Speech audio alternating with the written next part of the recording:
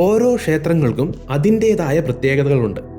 ഒരു ക്ഷേത്രം ശത്രുബാധാദോഷങ്ങളിൽ നിന്ന് നമ്മൾക്ക് മുക്തിയേകാനാണെങ്കിൽ മറ്റൊരു ക്ഷേത്രം ആത്മീയമായ ഉന്നതിക്കുള്ളതായിരിക്കും. അങ്ങനെ ഒരുപാട് തരം ക്ഷേത്രമുണ്ട്. ഓരോ ഭഗവാന്റെ രൂപം വെച്ചും ആ ഭഗവാന്റെ ഗുണം വെച്ചും, ഇനി ഒരു ഭഗവാൻ തന്നെയാണെങ്കിലും ആ ഭഗവാന്റെ പല പല രൂപങ്ങൾ വെച്ചും ഒക്കെ വ്യത്യാസം വരും.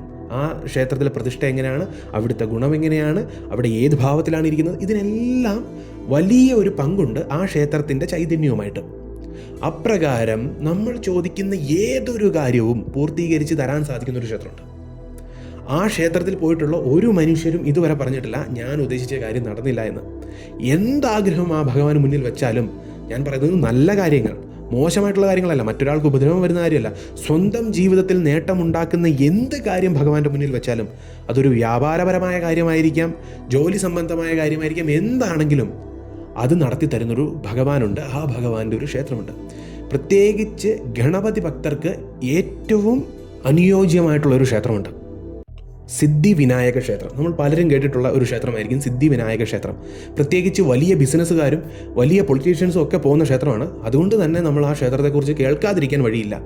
പ്രത്യേകിച്ച് നോർത്ത് ഇന്ത്യയിൽ സഞ്ചരിച്ചിട്ടുള്ള ആളുകളാണെങ്കിൽ, മുംബൈയിൽ പോയിട്ടുള്ള ആളുകളാണെങ്കിൽ തീർച്ചയായും ഈ ക്ഷേത്രത്തെക്കുറിച്ച്, മുംബൈ ഭാഗങ്ങളിലും നോർത്ത് ഇന്ത്യൻ ആ സൈഡിലേക്കും ഏറ്റവും വലിയ ഫേമസ് ആയിട്ടുള്ള ക്ഷേത്രങ്ങളിൽ ഒന്നാണ്. ഇവിടെ തിരുപ്പതി എങ്ങനെയാണോ അങ്ങനെയാണ് സിദ്ധിവിനായക ക്ഷേത്രം. ഈ ക്ഷേത്രത്തിനൊരു പ്രത്യേകതയുണ്ട്. വെറും 200 വർഷം മുമ്പാണ് ഈ ക്ഷേത്രം നിർമ്മിച്ചത്. അല്ലാതെ ഒരുപാട് വർഷങ്ങൾക്ക് മുൻപ് നിർമ്മിച്ച ക്ഷേത്രമൊന്നുമല്ല. 200 വർഷം മുൻപ് നിർമ്മിച്ച ഒരു ക്ഷേത്രം ഇത്രയും അധികം ഫേമസ് ആകണമെങ്കിൽ, ഇത്രയും അധികം ആളുകൾ അവിടെ പോകണമെങ്കിൽ അവിടെ എന്തെങ്കിലും പ്രത്യേകത കാണില്ലേ? 200 വർഷം മാത്രമേ ക്ഷേത്രത്തിന് പഴക്കമുള്ളൂ. കൃത്യമായി പറഞ്ഞാൽ 225 വർഷത്തെ പഴക്കമേ ആ ക്ഷേത്രത്തിനുള്ളൂ. എന്നിട്ടും എന്തുകൊണ്ടാണ് ഇത്രയധികം ഭക്തകോടികൾ ആ ക്ഷേത്രത്തിലേക്ക് ഒഴുകിയെത്തുന്നത്? അവർ ചോദിക്കുന്ന എല്ലാ കാര്യവും നടക്കുന്നതുകൊണ്ടാണ്. അത് നമുക്ക് മനസ്സിലാക്കണമെങ്കിൽ ആ ക്ഷേത്രം വന്ന കഥ മനസ്സിലാക്കണം. ദേവുഭായ് പട്ടേൽ എന്ന് പറയുന്ന ഒരു സ്ത്രീയാണ് ഈ ക്ഷേത്രം നിർമ്മിക്കുന്നത്. അവരിത് നിർമ്മിക്കുന്നത് എന്തുകൊണ്ടാണെന്നറിയാമോ? അവർക്ക് സന്താനഭാഗ്യമില്ലായിരുന്നു, അവർക്ക് മക്കളില്ലായിരുന്നു. അതുകൊണ്ട് അതിൻ്റെ വിഷമത്തിൽ മക്കളില്ലാതെ വിഷമിക്കുന്ന സ്ത്രീകൾക്കായിട്ടാണ് ശരിക്കും ഈ ക്ഷേത്രം നിർമ്മിക്കുന്നത്. ആ സ്ത്രീകൾ എന്താഗ്രഹം പറഞ്ഞാലും അത് നടക്കണം, അവർക്ക് സന്താനഭാഗ്യം ഉണ്ടാകണമെന്നുള്ള ഒരു സത് ഉദ്ദേശത്തോടു കൂടിയാണ് ഈ ക്ഷേത്രം ശരിക്കും ദേവുഭായ് പട്ടേൽ നിർമ്മിക്കുന്നത്. 1801 നവംബർ 19 ഈ ക്ഷേത്രം നിർമ്മിക്കുന്നത്. അന്നു മുതൽ ഇന്നു വരെ ഈ ക്ഷേത്രത്തിൻ്റെ പെരുമ കൂടിയതല്ലാതെ ഒരു തരത്തിലും കുറഞ്ഞിട്ടില്ല. ദേവുഭായ് പട്ടേൽ ഈ ക്ഷേത്രം നിർമ്മിക്കാൻ തന്നെ ഒരു കാര്യമേ ഉള്ളൂ, എന്താഗ്രഹം ഭഗവാനോട് പറഞ്ഞാലും അത് ഭഗവാൻ നടത്തി കൊടുക്കണം എന്നുള്ള സതുദ്ദേശത്തോടു കൂടി നിർമ്മിച്ച ക്ഷേത്രമായതുകൊണ്ട് തന്നെ ആ ഭഗവാൻ ആ വിളി കേട്ടു, ആ അമ്മയുടെ പ്രാർത്ഥന കേട്ടു. ആ ക്ഷേത്രത്തിലൂടെ ആ അമ്മ എന്താണോ ഉദ്ദേശിച്ചത് അത് നടന്നു. അവിടെ വന്ന ഒരാളും പിന്നീട് നിരാശരായി പോയിട്ടില്ല. ഏതൊരാൾ അവിടെ വന്ന് പ്രാർത്ഥിച്ചാലും അവർ ആഗ്രഹിക്കുന്ന കാര്യങ്ങൾ ഏതുമായിക്കൊള്ളട്ടെ, വ്യാപാരപരമായിട്ടുള്ള കാര്യങ്ങളായിക്കൊള്ളട്ടെ, ജോബ് പരമായ കാര്യമായിക്കൊള്ളട്ടെ, എന്തുമായിക്കൊള്ളട്ടെ, അവരാഗ്രഹിച്ച ഏതു കാര്യവും ഉണ്ട് എന്നുള്ളതാണ് ഭക്തരുടെ സാക്ഷ്യം. ഒരാൾ പോലും സിദ്ധിവിനായക ക്ഷേത്രത്തിൽ പോയിട്ട് ഞാൻ ഉദ്ദേശിച്ച കാര്യം നടന്നില്ല എന്ന് പറയില്ല. കാര്യം അവിടെ എന്ത് അവരാഗ്രഹിച്ച് ചെന്നാലും അത് നടക്കും. അതിന് വേറൊരു പ്രത്യേകതയുണ്ട്. ആ ക്ഷേത്രത്തിലെ ഭഗവാൻ ഒരു പ്രത്യേകതയുണ്ട്. ഞാൻ മുൻപ് പറഞ്ഞതുപോലെ ഭഗവാന് പല രൂപമുണ്ട്.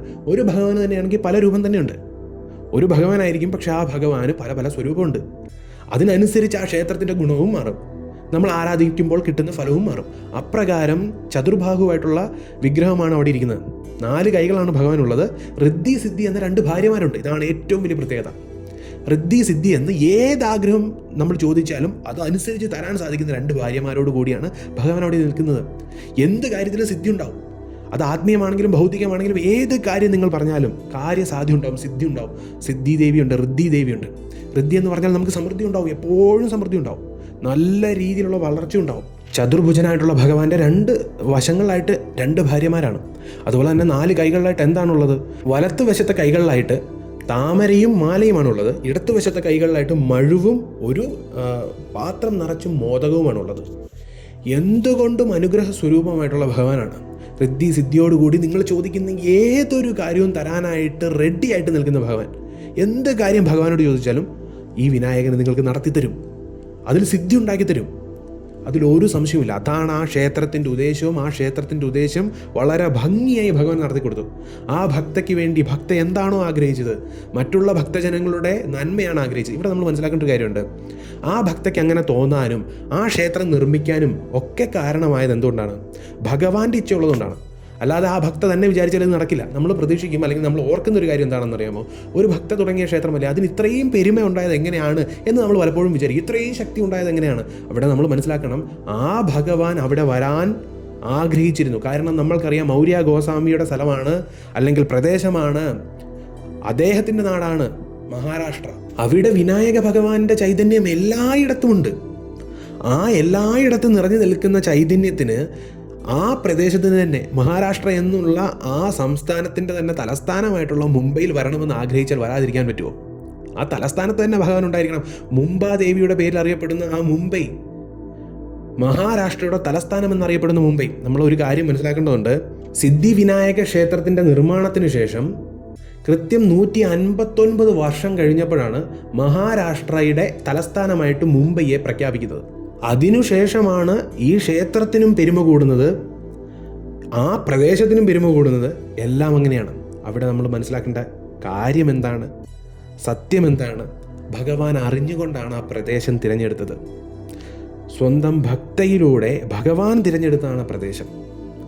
അതിനു മുൻപ് ആർക്കെങ്കിലും അറിയാമായിരുന്നോ മുംബൈ ആ പ്രദേശത്തിൻ്റെ തന്നെ, മഹാരാഷ്ട്ര എന്ന ആ സംസ്ഥാനത്തിൻ്റെ തന്നെ ക്യാപിറ്റലായി മാറും, അല്ലെങ്കിൽ അതിൻ്റെ തലസ്ഥാനമായി മാറുമെന്ന് ആർക്കാ അറിയാമായിരുന്നേ?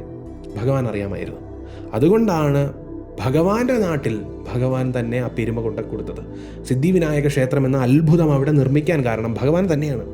ഭഗവാന്റെ ഭക്തിയിലൂടെ ഭഗവാൻ തന്നെ ഉദ്ദേശിച്ച കാര്യമാണ് അവിടെ നടപ്പിലായത്. അതുകൊണ്ട് ഭഗവാന്റെ ചൈതന്യം കളിയാടുന്ന ആ ക്ഷേത്രത്തിൽ നമ്മൾ ചെന്ന് കഴിഞ്ഞാൽ ഉറപ്പായും ഭഗവാനോട് ഭക്തിയാദരവോടെ പ്രാർത്ഥിച്ചു കഴിഞ്ഞാൽ എല്ലാ കാര്യവും നടക്കുമെന്നുള്ളതാണ് ഭക്തർ പറയുന്നത്, വിനായക ഭക്തർ പറയുന്നത്. ഇത് വിനായക ഭക്തർ പറയുന്നതാണ്, ഞാൻ പറയുന്നതല്ല. അപ്പോൾ ആ ഭക്തരെ നിങ്ങൾ വിശ്വസിക്കുന്നുണ്ടെങ്കിൽ, നിങ്ങളും വിനായക ഭക്തനാണെങ്കിൽ, വിനായക ഭക്തരെ വിശ്വസിക്കുന്നുണ്ടെങ്കിൽ തീർച്ചയായും വിനായക ക്ഷേത്രത്തിൽ, സിദ്ധിവിനായക ക്ഷേത്രത്തിൽ പോകണം. ആ ക്ഷേത്രത്തിൽ നിങ്ങൾ കാലെടുത്ത് വെക്കുന്ന ആ നിമിഷം മുതൽ തന്നെ നിങ്ങളുടെ ജീവിതത്തിൽ വലിയ പല പരിവർത്തനം ഉണ്ടാകുമെന്നുള്ള കാര്യത്തിൽ ഒരു സംശയവും വേണ്ട. അപ്പോൾ ക്ഷേത്രം സ്ഥിതി ചെയ്യുന്നത് മഹാരാഷ്ട്രയിലെ പ്രഭാദേവി, മുംബൈയിലെ പ്രഭാദേവിക്ക് അടുത്താണ് ക്ഷേത്രം സ്ഥിതി ചെയ്യുന്നത്. പോകേണ്ടവർക്ക് മുംബൈയിലേക്ക് പോവുക. അവിടെ ചെന്ന് കഴിഞ്ഞ് നമ്മളൊരു ടാക്സി പിടിച്ചാൽ പോലും സിദ്ധിവിനായക ക്ഷേത്രത്തിലേക്ക് നമുക്ക് പോകാൻ പറ്റും. അതിനപ്പുറം അവിടെ ലോക്കൽ ട്രെയിൻ ഉണ്ട്. നമ്മൾ ലോക്കൽ ട്രെയിനിൽ കയറിയാൽ ഡാഡർ സ്റ്റേഷനിൽ ഇറങ്ങുക.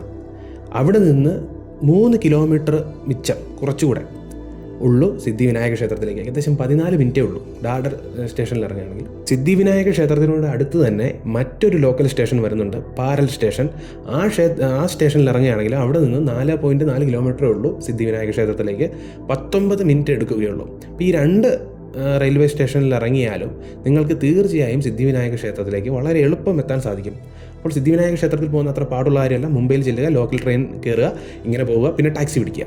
അപ്പോൾ ആർക്കെങ്കിലും പോകണമെന്ന് ആഗ്രഹമുണ്ടെങ്കിൽ ഇങ്ങനെയൊക്കെ പോവുക, മുംബൈയിൽ ചെല്ലുക, പിന്നീട് ലോക്കൽ സ്റ്റേഷൻ, ഇങ്ങനെ.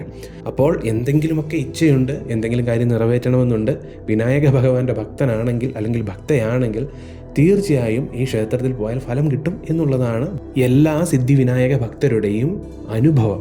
അപ്പോൾ ആ അനുഭവത്തിൽ വിശ്വാസമുണ്ടെങ്കിൽ തീർച്ചയായും ഒരു വിനായക ഭക്തൻ പോയിരിക്കേണ്ട, ദർശനം നേടിയിരിക്കേണ്ട ക്ഷേത്രമാണ് സിദ്ധിവിനായക ക്ഷേത്രം.